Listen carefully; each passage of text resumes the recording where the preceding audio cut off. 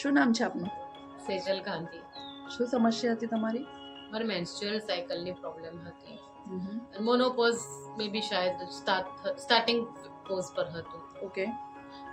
ને બહુ જ ઇનરેગ્યુલર સાયકલ હતી. એમ સમજો ને કે કોઈ લિમિટ જ નહીં, એટલું બ્લીડિંગ, અને મહિનામાં 5 દિવસ ખાલી આરામના હતા એમ કહું તો ચાલે. બાકી ઓલ ડેઝ હું વેટ જ હતી. એટલી ગંદી સિચ્યુએશન હતી મારી. અહીંયાની મેડિસિન કરીને મને ક્યોર થયું. ઓકે. તમે આ નિરામય સ્વાસ્થ્યનો પ્રેફરન્સ કોને આપ્યો? અમારા એક કોમન મિત્ર હતા જે ભાઈને ઓળખે છે. અચ્છા. યોગેશભાઈને.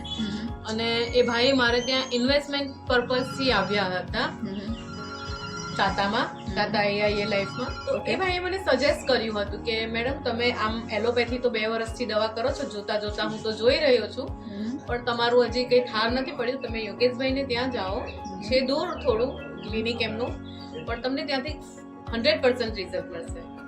મેન્ટલી, ફિઝિકલી બધી રીતે બહુ ડિસ્ટર્બ હતી, બધી રીતે ક્યોર થઈ.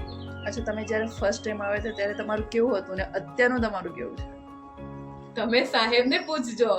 મોઢું લટકેલું, મોઢા પર કોઈ હોશ નહીં, કોઈ સુધબૂધ નહીં હતી, અને અત્યારે એકદમ કોન્ફિડન્ટ, એલિગન્ટ. કોન્ફિડન્સ તમારા ફેસ પર દેખાઈ રહ્યો છે કે તમારામાં જે એનર્જી છે એમ ડબલ થઈને આવી છે. એનર્જી તો બિલકુલ લેસ હતી, અત્યારે તો ફૂલ ઓફ એનર્જી, 100% ચાર્જેબલ. ને એવું નહીં કે ચાર્જેબલ ખાલી મોર્નિંગમાં હોય કે કોઈ અમુક ટાઈમ, 24 અવર ચાર્જ.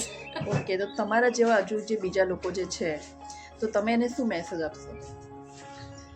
તમને કોઈ પણ તકલીફ હોય, આવો નિરામયા યોગેશભાઈના ક્લિનિક પર, સેન્ટર પર આવો, નિરામયા સ્વાસ્થ્ય કેન્દ્રમાં, અને મન ખોલીને વાત કરો અને મન ભરીને જીવતા શીખીને જશો. Thank you very much. અમારા નિરામય સ્વાસ્થ્યના તરફથી તમને be happy, be positive. Thank you madam.